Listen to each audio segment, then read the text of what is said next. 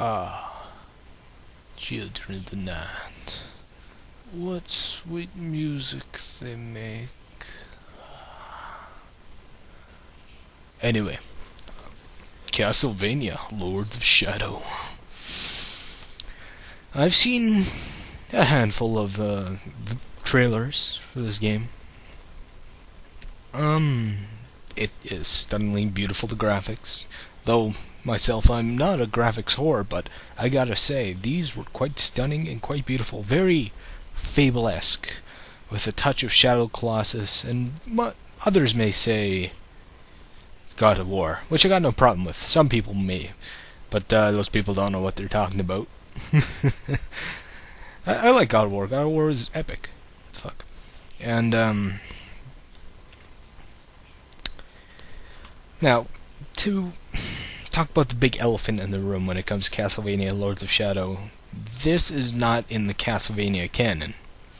This is in a new canon that IGA, the head producer and programmer of the Castlevania games of current since Symphony of the Night, he stated that this is a new continuity, and this takes place in 1046 or 1047. I've looked at different sources, such as Castlevania Wiki, and they flip-flop between 46 and 47, so roughly around that time. It's kind of strange because that's about 20 years before Matthias Kornvist is born. And if you know who Matthias Kornvist is born, this kind of makes it all kind of confusing. He's Dracula. Good 20 years before he's born, so...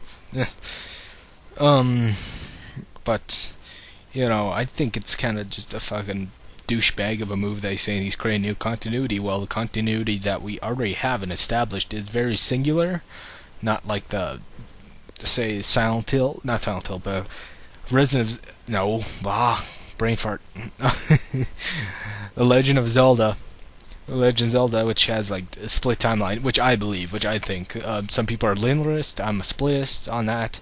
It's very complicated, but, you know, it's all theories, it's all up in the air, it doesn't matter. You know, you can say it's just a legend, and this is just different tales of the same, like, name of a character, you know. It could be like, these are just legends, and, like, all told different ways by different people, you know, never really happened, or that kind of negates the whole timeline theory and, like, scientific minuteness of the whole idea. So it's like, what the fuck's the point? But with Castlevania, there are set timelines and set people and set families and stuff, which I like. Like, from the timeline that we already have established, it takes place from 1094 was Lament of Innocence, the earliest in the timeline we have now, not counting Lords of Shadow, and it goes all the way to Dawn of Sorrow, which takes place in 2036. But that's like almost 1,000 years, you know, like 900 and some years, you know. But that is crazy. That's such a timeline. There's so many points that you could put in between, and some of the gaps are not even that big. Some of them are just like 5-year gaps, like Rondo of Blood or Dracula X is just 5 years before Symphony of the Night, and you know, some of them, it's like there's always the kind of thing Dracula always rises 100 years. Don't get off track here. Just the point I want to make, that IGA, the head programmer, just took a game out of continuity, which is a vital game. He just took it out because he's a misogynist douchebag. You know, I'm not the greatest saint when it comes to women, you know. Sometimes I do crack a kitchen joke once in a while, but hey, I'm a guy. But he took her out of continuity, and she was from Castlevania Legends, from the last Game Boy game, not the last, like, regular Game Boy game on the original Game Boy, like, came out in 1998, a year after Symphony of the Night. He took her out of continuity, and the whole thing was that she was the first Belmont to kill Dracula. The rest have probably, like, defeated or wounded or, like, made him retreat, but she was the first Belmont to actually kill Dracula, and him to be dead. Like, just dead. But, took that out of continuity, but the whole neat thing is Alucard makes his second appearance in that. Just like, his third appearance in that one. His first appearance was in, Dracula's Curse, his second was Symphony of the Night, and this one was his third. Not counting the Kid Dracula series. But what really gets my go, he took this out of continuity, but the big thing is that Sonya and Alucard had a relationship, and they had a baby, supposedly. and that kind of is later on the next game that takes place after of Legends is Dracula's Cursed, Castlevania 3. So, that's probably the best classic Castlevania game ever called, because you have like four different characters, and it encapsulates the whole classic era of Castlevania. And we have Trevor Belmont, probably one of the other popular Belmonts.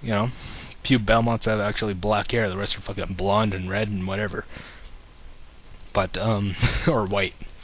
But getting my point is that's a vital point in the history, because all after that, all Belmonts are related to Dracula. Like, the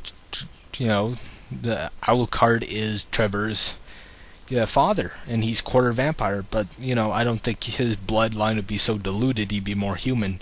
He probably would have some attributes of vampires. I'm not sure any weaknesses, but I think that's kind of a neat idea. And he is called the banished Belmont because the curse of the land and something like that. Maybe that can work into a story.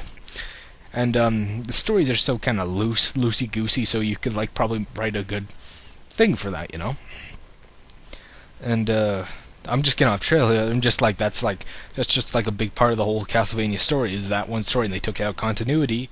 And what I said before, what gets me goat, he's created a new continuity because he didn't like the one before it. So I say, and he also canceled the Castlevania Retribution, was it? I can't remember. It was supposed to be for the Dreamcast. Go figure, that would fly, because the Dreamcast had the lifespan of a housefly, for fuck's sakes. But, still gotta play Shenmue. Anyway, but this whole game, it looks beautiful. I've been ranting and raving on that whole thing. It took up most of it, but it's a good thing we got 15-minute time limit now, so I'm gonna make use of that.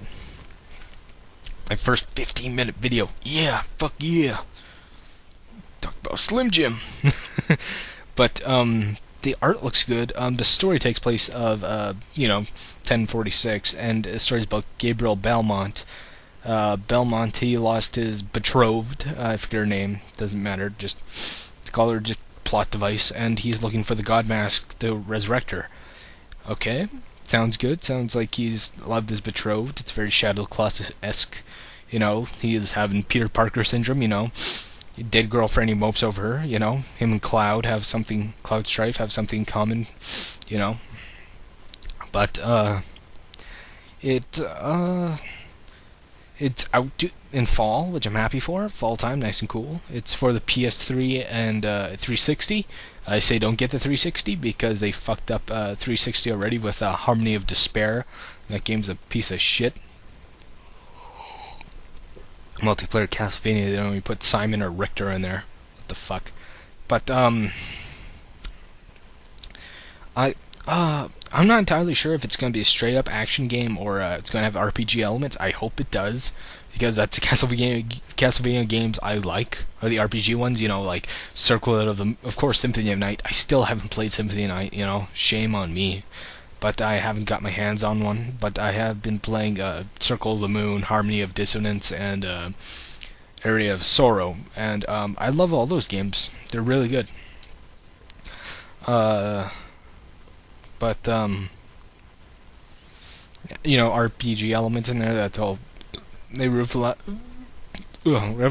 that with Symphony of the Night back in '97. We have voice actings. We have great stars like Patrick Stewart. I don't know, fuck. If he can be on American Dad, I guess you chip in $100, he'll go anywhere. Fuck. It's a shame, but for a video game as this, I'm happy for it, And the weapon is a cross-chain whip. It appears as a regular crucifix, but it looks like it can pop out. But the whole whip thing, I'm kind of against. That whole thing should have started in Lament of Innocence.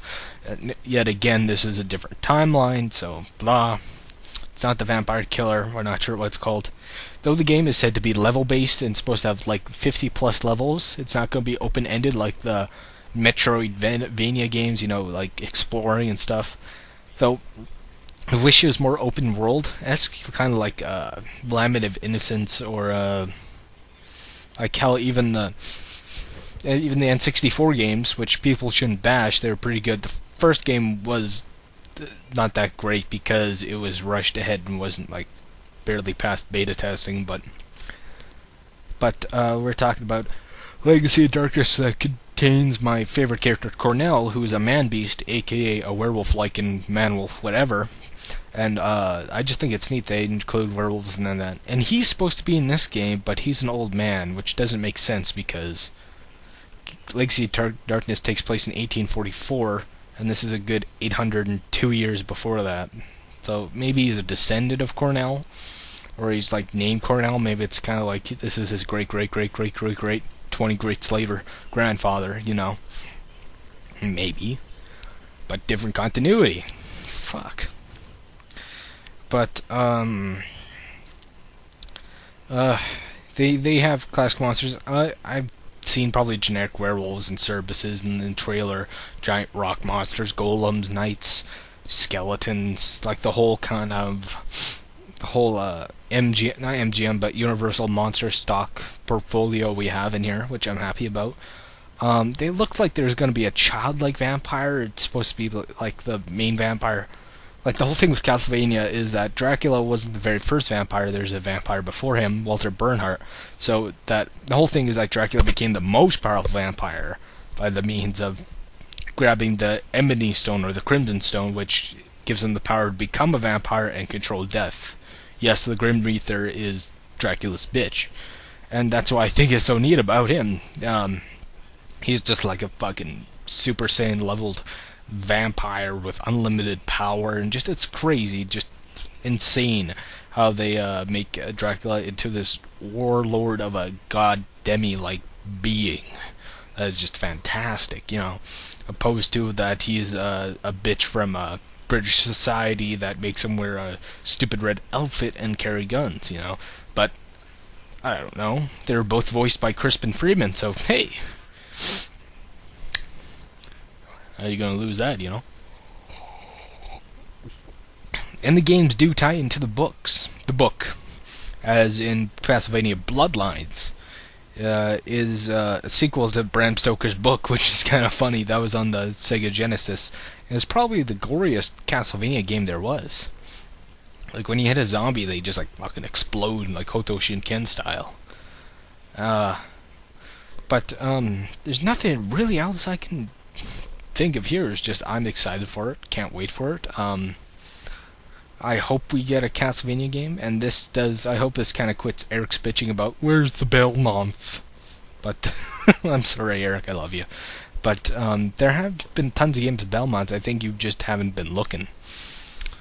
You know, I'm an Innocence, Curse of Darkness, Portrait of Ruin. You know, open your eyes. Sorry, and don't. And I like Selma Cruz. I don't care what anybody says. I like Selma Cruz. He's a great idea in concept, but I just wish they'd just man him up a bit more. You know, with Kurosawa's her feminine drawings are fantastic. I love her art. Sketchy. I'm rambling on with a madman, but I don't give a fuck because it's my channel.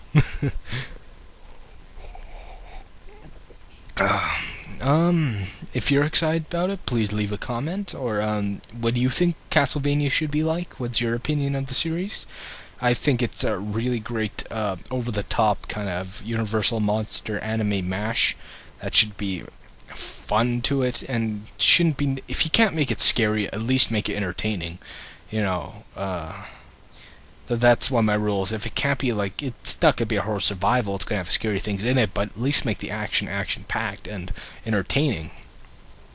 But well, that's it. And may the force of evil become confused on the way to your house. Bye.